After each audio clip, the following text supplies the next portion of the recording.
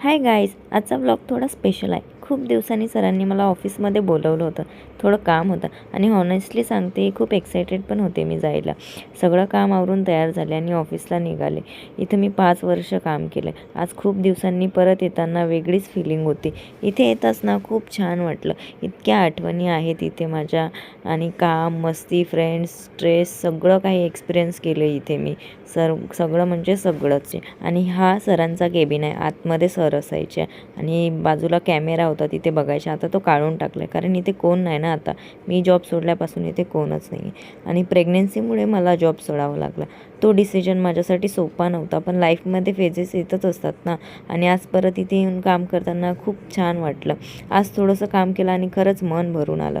काम आटोपून घरी आले आणि जाता जाता मस्त पिझ्झा खाल्ला. खरंच आजचा दिवस खूप स्पेशल होता माझ्यासाठी. लाईफ चेंज होते पण आठवणी कायम राहतात. जर तुम्हालाही असं काही स्पेशल मोमेंट्स असेल तर कमेंट्समध्ये नक्की सांगा. भेटूया पुढच्या व्लॉगमध्ये. Thank you so much for watching guys.